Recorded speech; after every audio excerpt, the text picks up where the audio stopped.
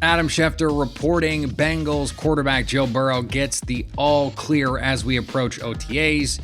Mini camps and, of course, training camp is just around the corner. Joining me now from Locked On Bengals, Jake Liskow. And Jake, I think we have to talk about Joe Burrow's year two in light of what we saw in year one. There were some good things that we saw. The offensive line, clearly a problem. They chose not to address that early in the draft, instead going with Jamar Chase. And I have to be honest, I have real questions about their ability to protect him, but they did add weapons here. So my question to you is, how good can Joe Burrow be in 2021? What kind of step can he take coming off this ACL injury? The big question is the offensive line, and certainly the question for those that don't pay very close attention to the Bengals. This is what I'll say about the offensive line.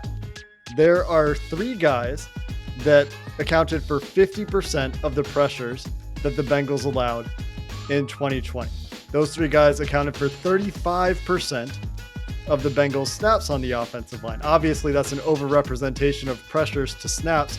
All three of those guys no longer with the team. Alex Redmond, Bobby Hart, no longer with the team. Mike Jordan, technically still with the team, but I honestly think he's fighting for a roster spot. He was their starting left guard last year, was involved with the play on which Joe Burrow got hurt. They replaced Bobby Hart with Riley Reif. I think that is a clear upgrade, even if the guy is on the wrong side of 30. Jackson Carman is expected to start day one at right guard.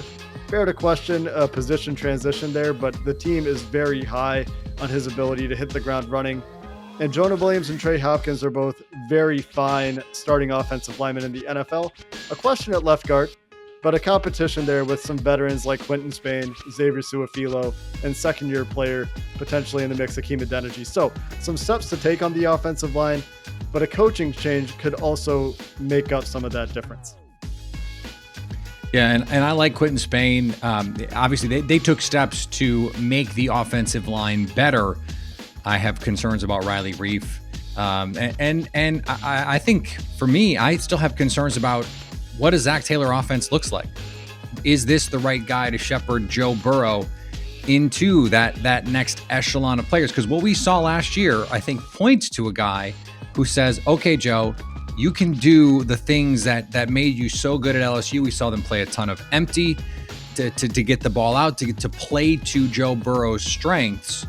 How much of your faith in his ability to take that next step is tied into the fit there with Zach Taylor? I think there's a question there. I think that's fair to talk about. Zach Taylor, an unproven coach when he came to the Bengals, was not experienced, was a quarterback's coach. And right. I think the take at the time was, we're not going to know what Zach Taylor is until he's had some time to develop as a head coach. And he came into pretty exceptional circumstances. I think he met some of his coaching staff at the Senior Bowl for the first time when he started coaching the Bengals, and then that seems suboptimal. Yeah, and then you have the COVID year, right? And so it's a tough time to become a head coach, but obviously not insurmountable. You look at Kevin Stefanski and the Browns becoming a head coach in the COVID season.